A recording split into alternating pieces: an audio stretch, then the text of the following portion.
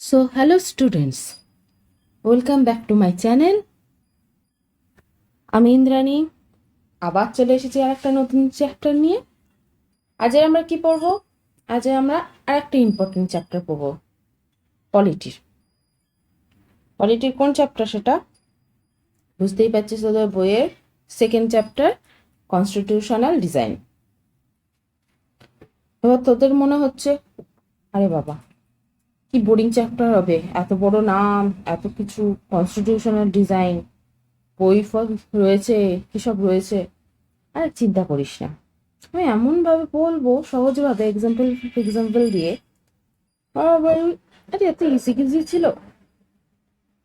দেখ না কি হয়, ভিডিওটা লাস্ট পর্যন্ত দেখে লাস্ট টাইমে জানাস যে তোদের কেমন লাগলো, কি হলো, মানে কেমন লাগলো অবশ্যই জানাস।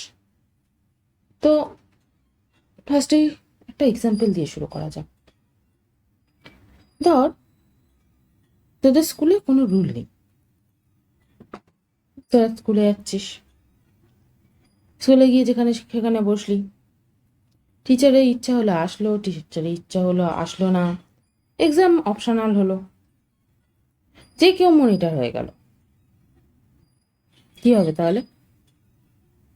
কেওস সৃষ্টি হবে না? তাহলে স্কুল চালাতে হলে কি লাগবে? স্কুল হতে হলে কি লাগবে? স্কুল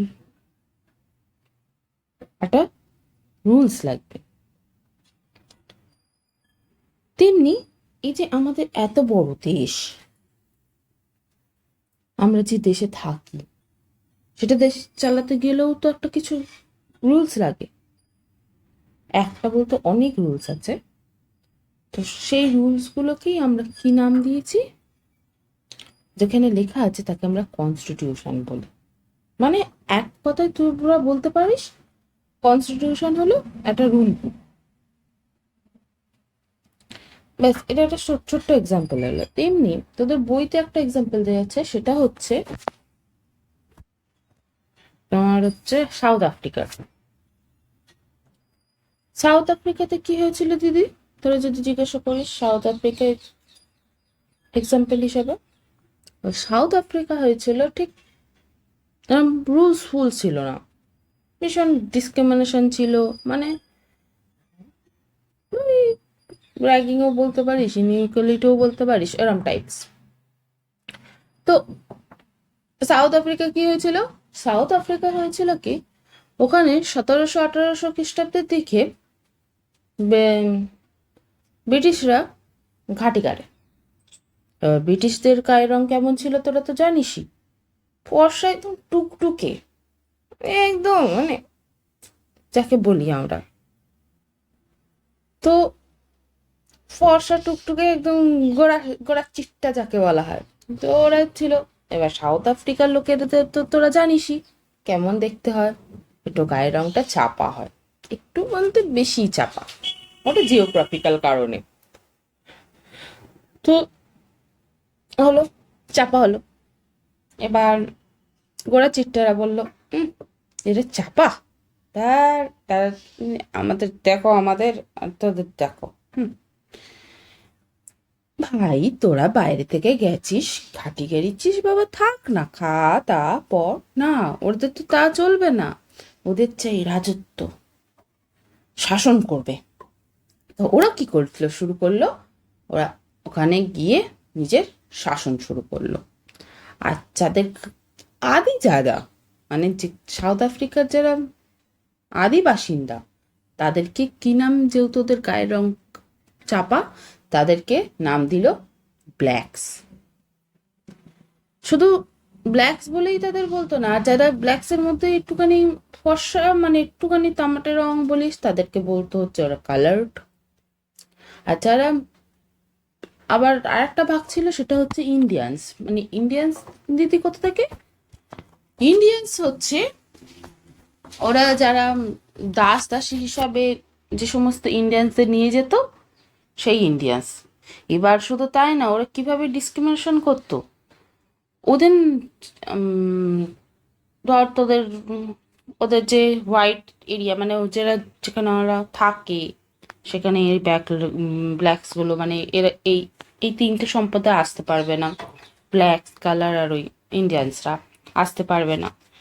তারপরে বাসে ট্রামে ওদের চড়তে পারবে না। বাবা ভীষণ তখন মানে বলতে পারিস লিটারেলি অপমান করতো, তাড়াতো, ঘাট ধরে বাইরেই বার করে দিত। এদের জিনিস আলাদা ছিল, ওদের জিনিস আলাদা ছিল। তো তারপর বোর্ডে লেখা থাকতো আমাদের, যেমন সেই লেখা থাকতো না, নেটিভস আর নট অ্যালাউড। সেই আমরা যখন মা বাবাদের কাছ থেকে গল্প শুনি বা নিজেরা পড়ি স্বাধীনতার আগে কেমন ছিল, আমাদের সাথে কি কি অত্যাচার হয়েছে, আমাদের যেমন লেখা থাকতো, ব্রিটিশরা লিখে রাখতো নেটিভস আর নট অ্যালাউড, তেমনি এদের এখানেও same, like only for whites, blacks, natives and colours are not allowed, blah blah blah, এরকম অনেক সাইনবোর্ড ছিল। হ্যাঁ, আর যে এই যে ওরা কালারের উপর ডিসক্রিমিনেশন করতো না নিজেদেরকে, এরও একটা নাম ছিল, ওই এটা হলো অ্যাপারথাইড সিস্টেম। তো হলো, এবার দেখ একটা সার্টেন টাইমে গিয়ে প্রত্যেকটা মানুষের না ধৈর্য ছুটে যায়, এদেরও ছুটলো। কত খ্রিস্টাব্দে ছুটলো? তার আগে 1950-এর দিকে, কত খ্রিস্টাব্দে 1950-এর দিকে এরা আস্তে আস্তে নিজেদের মধ্যে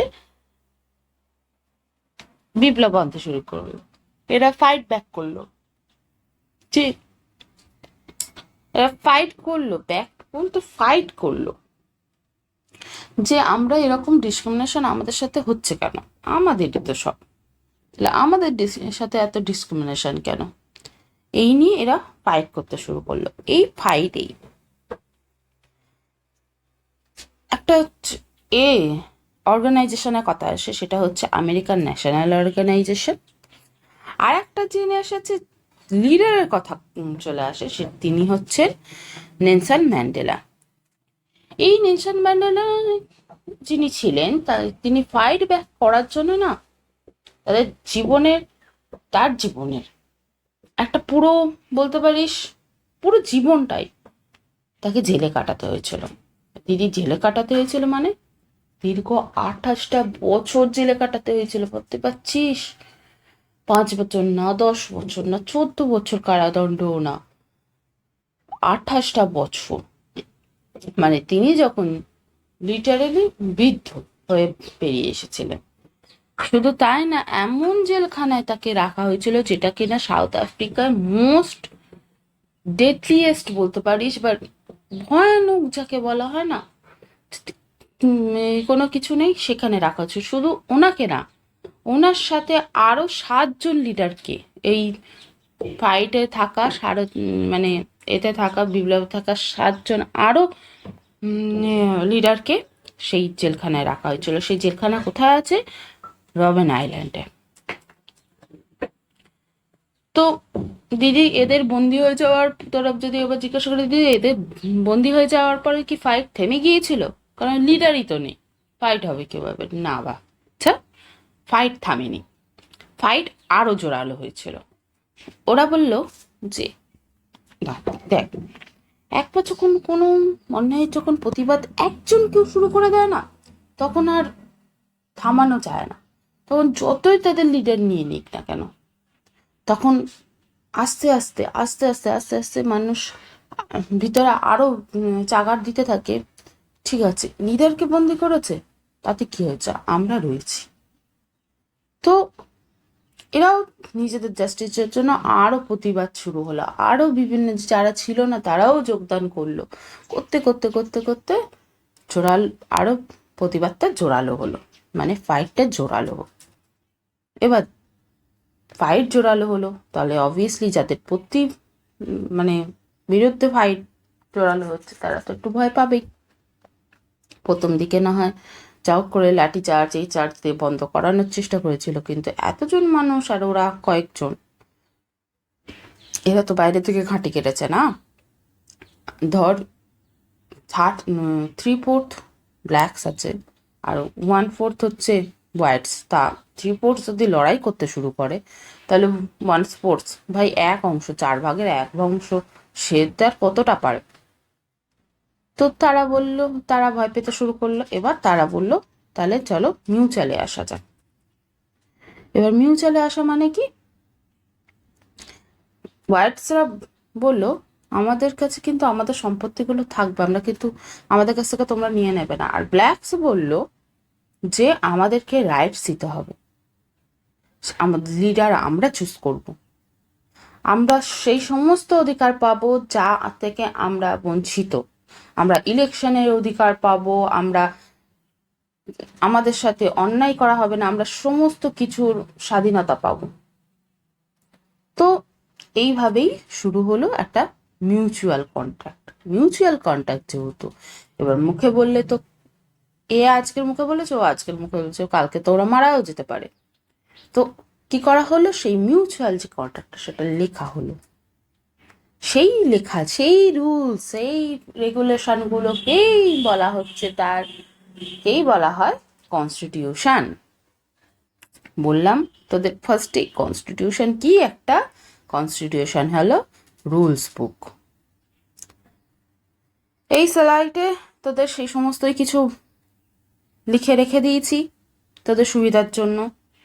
দেখ, অ্যাপার্থাইড বলে দিয়েছি, the system of radical discrimination unique to South Africa. এ দেখ কতগুলো বোর্ডস তোদের বললাম। তারপরে কি হয়েছিল,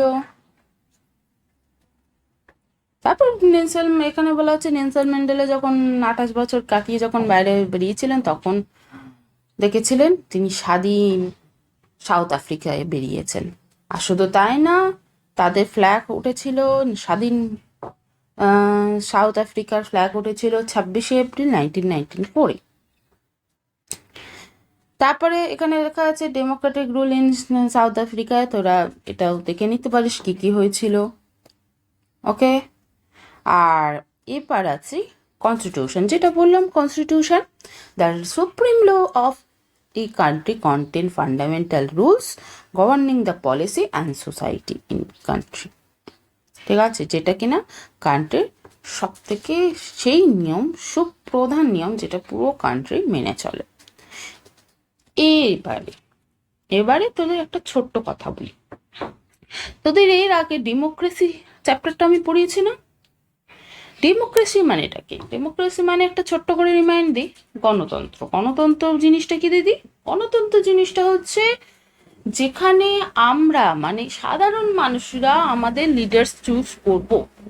এবার তোরা বলবি তো এই লিডার্সরাও তো একটা নিয়ম পালন করে, মানে ডেমোক্রেসিতেও যে কান্ট্রিতেও কনস্টিটিউশন আছে, হ্যাঁ আছে, কিন্তু বাচ্চা রিভার্সটা কিন্তু সবসময় ট্রু হয় না, যে কোনো দেশে যাতে ডেমোক্রেসি নেই তাদের কনস্টিটিউশন থাকবে না এটা নয়, তাদেরও কনস্টিটিউশন আছে। ধর যে দেশে মোনার্চি মানে রাজা শাসন আছে, ধর ওই সৌদি আরবিয়া,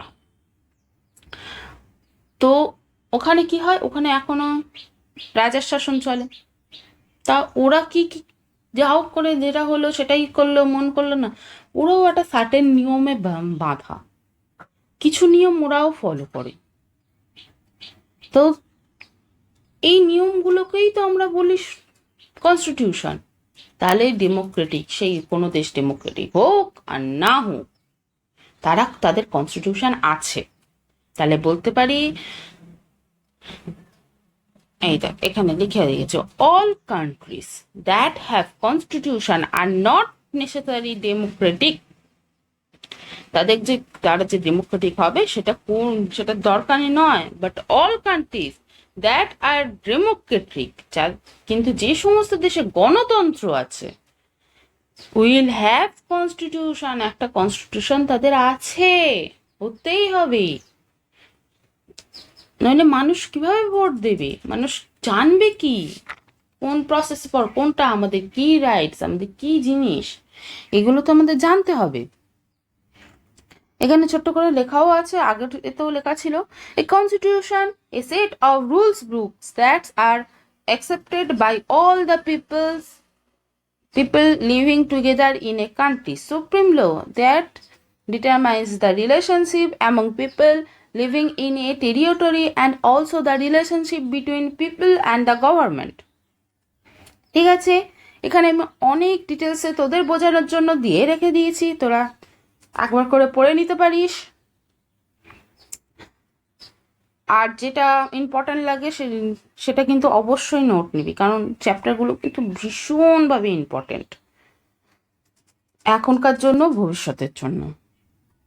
এবার আসি, তোরা বলবি দিদি কেন চাই আমাদের এই কনস্টিটিউশন, কি হবে নিয়ে। তাহলে একটা ছোট্ট এক্সাম্পল দিই। আমাদের দেশ স্বাধীন হয়েছিল বলতো কবে? আমি তো ইন্ডিয়াতে থাকি, তো ইন্ডিয়া স্বাধীন হয়েছিল কবে? 1947 সালে। এবার তোরা ভাব, একটা হোয়াটসঅ্যাপ গ্রুপ খোলা হলো, তোরা তো এগুলো ভালো করেই জানবি। হোয়াটসঅ্যাপ গ্রুপ খুললো, নাম হলো ধর ফ্রি ইন্ডিয়া। এখানে সবাই এলো, মানে ধর হিন্দু এলো, মুসলিম এলো, শিখ এলো, খ্রিস্টান এলো, বাঙালি এলো, মানে বেঙ্গলিরা এলো, তামিলরা এলো, পাঞ্জাবি হলো। কিন্তু এবার কোশ্চেনটা তোদের অ্যাডমিনটা হলো, তোরা এখন বলবি দিদি গ্রুপটা খুললো কে? সেই তো আরে গ্রুপটা ধর সবাই মিলেই খুলেছে। তো এবার বলছে তাদের লিডারটা হলো কে? অ্যাডমিন বলতে লিডার, যে আরো অ্যাড করবে, যে আরো সবাইকে গাইড করবে। তাহলে কি হয়ে যাবে? অ্যাডমিন না খুঁজে পেলে তোরা তো লড়াই শুরু, মানে তোরা বলতে যারা জড়াইছে তারা লড়াই, এ বলবে আমি হবো, ও বলবে আমি হবো।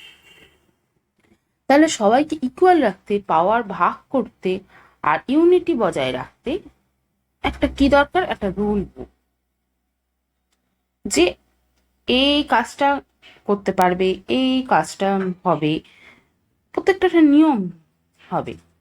তাহলে মানে কাজের সব কিছুর একটা ডিভাইড করে দেওয়া আর যাকে বলে।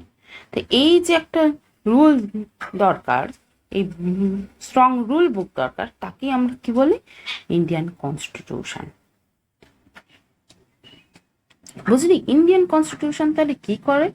আমাদের কি ইকুয়াল রাখে, আমাদের পাওয়ার সবাইকে ভাগ করে দেয়, আমাদের মধ্যে তোর ইউনিটি বজায় রাখে।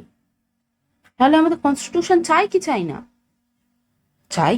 না থাকলে কি হবে ভাই? এ ওকে মারবে, ও ওকে মারবে, এ বলবে আমার পাওয়ার নেই, ও বলবে আমার পাওয়ার নেই, এ বলবে আমার তুমি অধিকার দিচ্ছ না, ও বলবে আমাকে তুমি অধিকার দিচ্ছ না। তাহলে অবভিয়াসলি তোদের একটা আমাদের এমন রুল বুক লাগবে যেখানে রুলস ফুলস লেখা আছে যে না এরও পাওয়ার সমান, ও পাওয়ার সমান। তাহলে লাগবে কি লাগবে না? অবশ্যই লাগবে। নিয়ম না থাকলে আমরা জানবো কিভাবে? তো ignore the background music.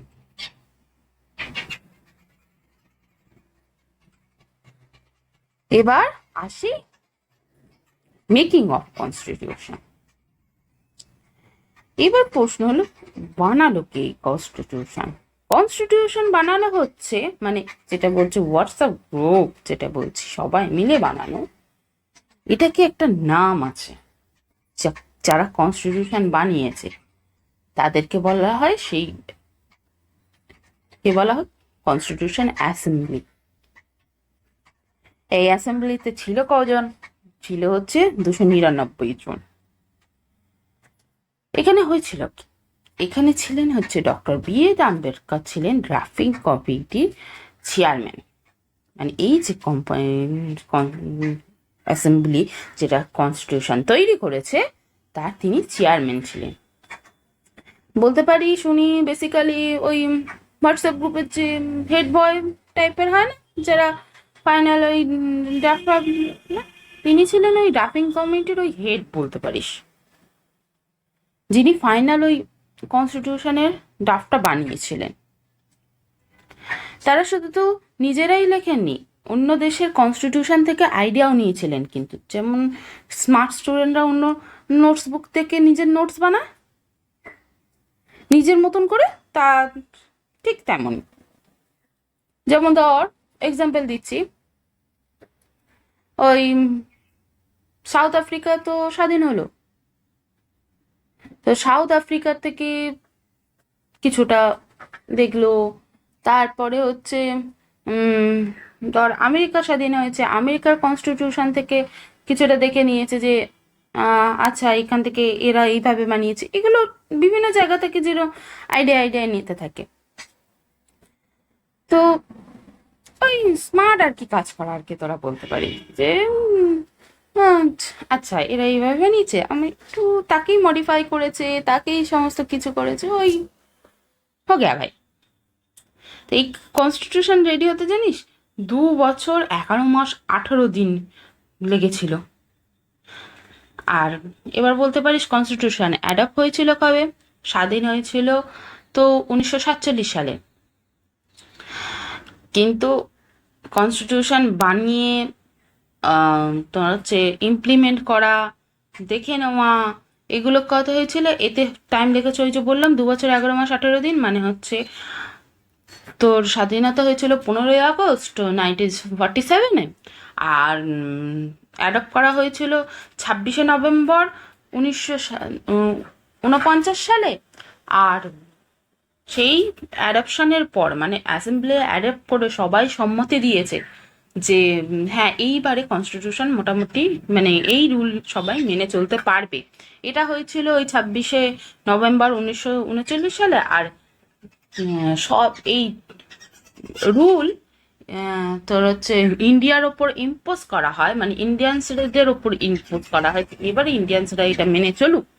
তো এইটা করা হয়েছিল 26শে জানুয়ারি 1950 সালে, যেটা কিনা আমরা একটা স্পেশাল ডে হিসাবে পালন করি। বলতো সেটা কি ডে? সেটা হচ্ছে আমি বলেই দিচ্ছি, রিপাবলিক ডে। করিস না 26শে জানুয়ারি?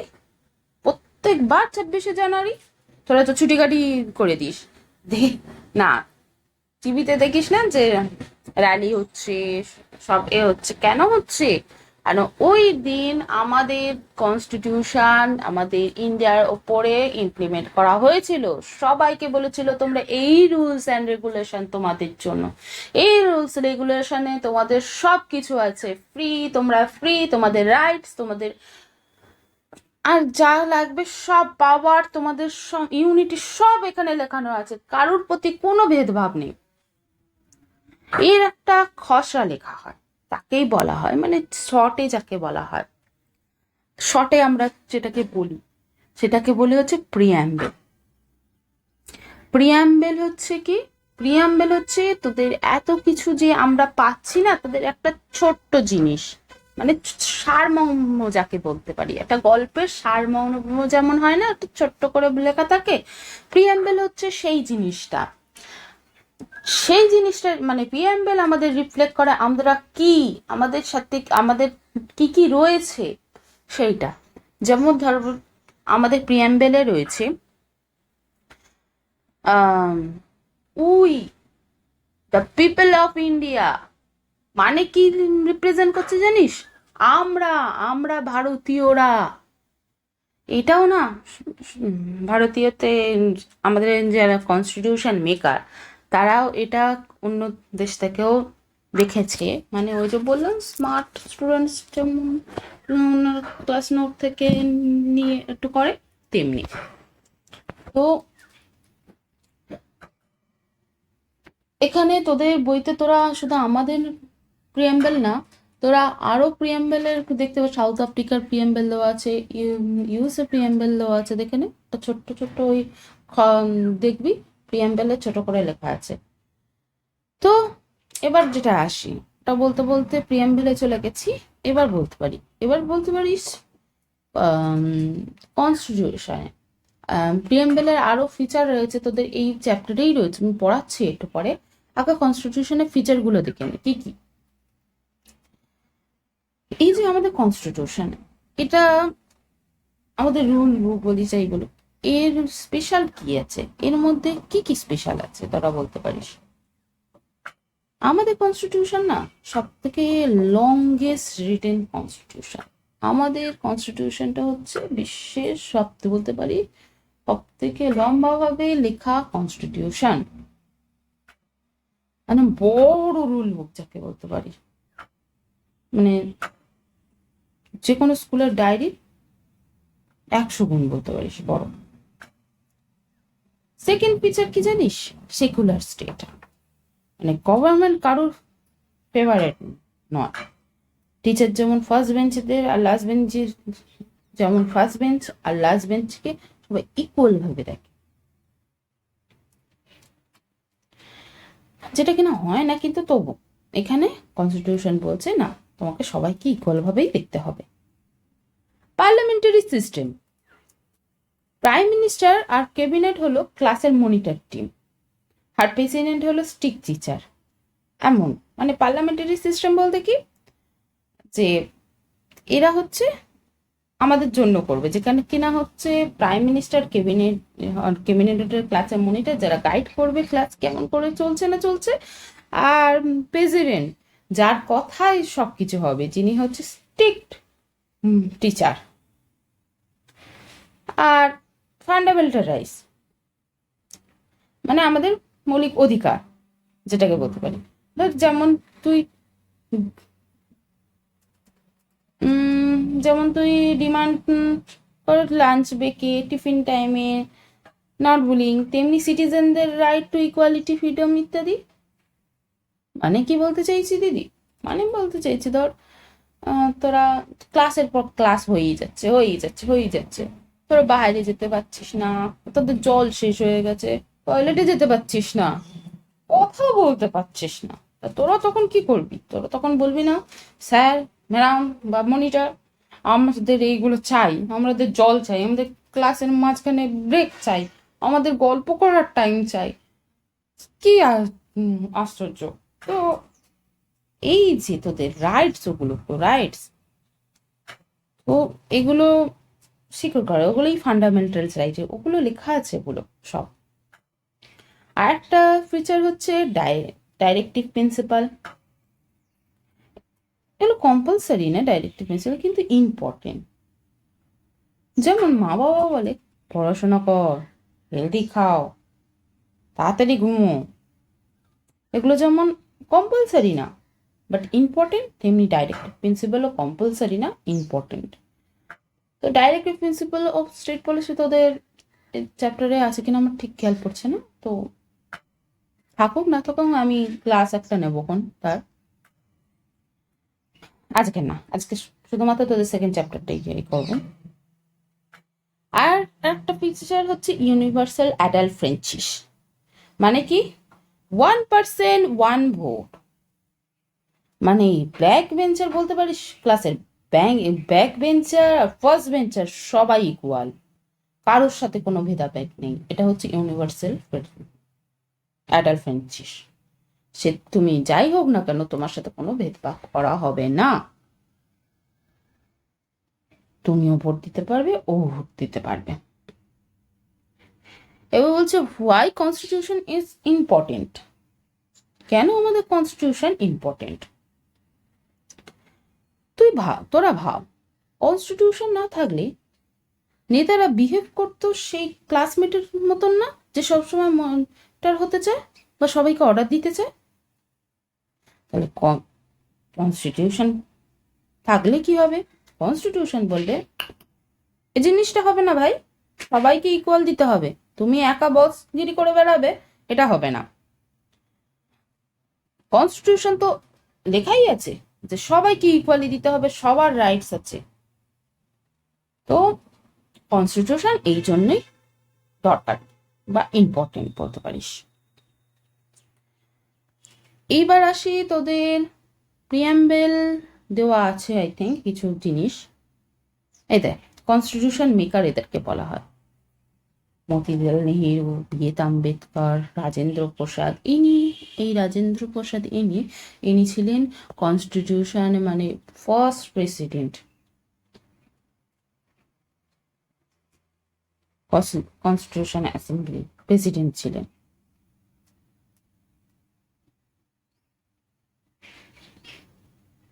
আচ্ছা, এটা পড়লাম, এটাও পড়েছি। তোরা স্লাইডগুলো একবার চোখ বুলিয়ে নিস। আচ্ছা, এখানে বলা হয়েছে তোদের বইতে আর একটা জিনিস বলা হয়েছে, সেটা হচ্ছে, আচ্ছা দিদি, তোদের মনেও কোশ্চেন আসতে পারে, আচ্ছা দিদি, এই যে কনস্টিটিউশন মেকাররা ছিলেন, এখানে কি গান্ধীজি ছিলেন? গান্ধীজি তো লড়াই করেছিলেন, তখন তো বেঁচেও ছিলেন, ছিলেন কি গান্ধীজি? আমি বললাম না, গান্ধীজি কনস্টিটিউশন বানানোর সময় ছিলেন না, কারণ গান্ধীজির মত ছিল যে সবাইকে ইকুয়ালি ভাবে দেখতে হবে। কোনো ধর এই যে আমাদের এসসি এসটি আলাদা একটা ভাগ আছে না, তিনি বলেছিলেন সবাইকে তুমি তোমার ইকুয়ালি দেখো, নইলে ভবিষ্যতে অসুবিধা হয়ে যাবে। কিন্তু তার এই কথাটা, যে আমাদের যে ওই হেড বয় মানে বি.আর. আম্বেদকর, তিনি পুরোপুরি মানেননি। তিনি ওদের রাইটস দিয়েছিলেন, বাট ইকুয়ালি না, তাদের সাথে, যাতে তারা অনেক তখনকার দিনে না অনেকটা পিছিয়ে ছিলেন। তা বি.আর. আম্বেদকর বলেছিলেন যে আম, এতটা পিছিয়ে রয়েছেন, তো আহ, আহ, এদেরকে আগাতে হবে, যেই জন্য তিনি ওদেরকে একটু একটু স্পেশাল রাইটস দিয়ে দিয়েছিলেন, বা দিয়ে দিয়েছিলেন, অধিকার দিয়েছিলেন।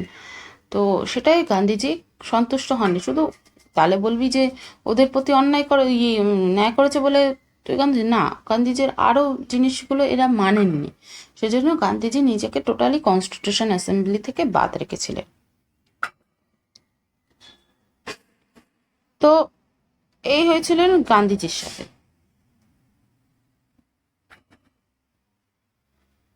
তো হ্যাঁ, এবার তোদের মনে হয় প্রিয়াম্বেল। আচ্ছা, আমাদের যে প্রিয়াম্বেলটা না, আমরা আমেরিকা থেকে একটু কপি বলতে পারিস নিয়েছি, কপি করে নিজেদের মতন করে বানিয়েছি। এখানে লেখা আছে, এই দেখ আমাদের প্রিয়াম্বেল, তোদের যেটা বলছিলাম, ওই এটা তোদের বইতে, প্রত্যেকটা বইয়ে দেখবি লেখা থাকে প্রায়শই। দেখ কি লেখা আছে আমাদের প্রিয়াম্বেলে। We, the people of India, having solemnly resolved the constitute India into a sovereign, socialist, secular, democratic republic. এই যে পাঁচটা ওয়ার্ড, পাঁচটা নাম, এটা মনে হয়, তারপর জাস্টিস আছে, লিবার্টি আছে, ইকুয়ালিটি, ফার্টিলিটি, ফার্টার্নিটি, এই ওয়ার্ডগুলো না, শুধু এই যে বড় বড় হাতে লেখা আছে, এগুলো ভীষণ রকমভাবে ইম্পর্টেন্ট আমাদের জন্য। প্রত্যেকটা ওয়ার্ডের একটা একটা মানে আছে, শর্টে যাকে লেখা হয়েছে। Democratic republic and to secure all to citizen justice, কিভাবে justice, social, economic and political, liberty all through expression, belief, faith, and worship, equality of status and of opportunity, and to promote among all of them fraternity, assuring the dignity of individual and the unity and integrity of the nation. In our Constitution Assembly, this 26th day of November 1949, do hereby adopted, enact, and give to ourselves this Constitution. মানে কি, আমরা এই যে এগুলো সব কিছু আমাদের অধিকার, আমাদের স্বাধীনতা রিপ্রেজেন্ট করে এই জিনিসগুলো। দেখ, যেমন জাস্টিস, আমাদের কোথায় কোথায় আমরা জাস্টিস পাবো, সোশ্যালি পাবো, ইকোনমিক্যালি পাবো, পলিটিক্যাল পাবো। লিবার্টি, তোমরা তোমাদের এক্সপ্রেশন করতে পারবো, তোমাদের সাথে কোনোভাবে ভেদভাব করা হবে না। প্রত্যেকটা ওয়ার্ডের একটা মানে আছে, এটা আমাদের ফার্স্ট লেখা আছে যে আমরা আমাদের এগুলো অধিকার, আমরা এগুলো পেতে পারি না, পাবই। দেখ, প্রত্যেকটা ওয়ার্ডের যেমন যেমন মানে আছে, যেগুলো বড় বড় করে লেখা আছে, দ্যাটস ইম্পর্টেন্ট ওয়ার্ডস। দেখ, কি কি লেখা আছে? We the people of India, মানেটা কি? The constitution has been drawn up and enact by the people through their representatives and not handed down to them by a king or any outside power. মানে কি, আমাদের constitution আমাদের লোকেরাই ঠিক করবে, তারা আমাদের লিডার চুজ করবে, এর মধ্যে বাইরের কোনো ইন্টারফারেন্স থাকবে না, না সে কিং হোক, না সে আদার কোনো পাওয়ার হোক। সোভিরিয়েন্ট people have supreme rights to make decision on internal as well as external matter. No external power can detect the government of India. পিপলের কাছে সেই অধিকারগুলো থাকবে, তারা ডিসিশন নিতে পারে, সেই এক্সটার্নাল ইন্টারনালে, ভিতরের হোক বাইরের হোক, এতে অন্য কেউ আসতে পারবে না। Solistic wealth is generated socially and should be shared equally by society. Government should regulate the ownership of land and industry to reduce social inequality. এটা এই জায়গাটা মানে স্লাইডটা কেটে গেছে, তোদের বইতে এইটা লেখা আছে, দেখে নিস, একই জিনিস। সোসাইটি মানে কি, তোমাকে ইকোনমিক্যালিও তোমাকে করা হবে না, তুমি খাটো, পয়সা রোজগার করো, তোমাকে তোমার ওই খাটার জায়গাটা তোমাকে কোনো ডিসক্রিমিনেশন করা হবে না, যে তুমি এই তোমার সাথে তাহলে ভেদভাব করা হবে, তুমি মুসলিম তোমার সাথে তাহলে এরকম ভেদভাব করা হবে না, এরকম না, সবাই ইকুয়াল। সেকুলার, সেকুলার জিনিসটা কি, citizen have complete freedom to follow any region, তাদের কাছে আছে, স্বাধীনতা আছে, কমপ্লিটলি স্বাধীনতা আছে, তারা যে কোনো রিলিজিয়ান নিতে পারবে। But there is no official religion, government treated all religions beliefs and practice with equal respect. ইন্ডিয়াতে কোনো পার্টিকুলার রিলিজিয়ান নেই, অনেক রিলিজিয়ান আছে, তাদের সাথে কোনো ভেদভাব করা হবে না, গভর্নমেন্ট সবাইকে ইকুয়াল প্রিভিলেজ, এটাকে আমরা সেকুলার নাম দিয়েছি। Democratic, A form of government where people enjoy, এটা একটা ওয়াই হবে,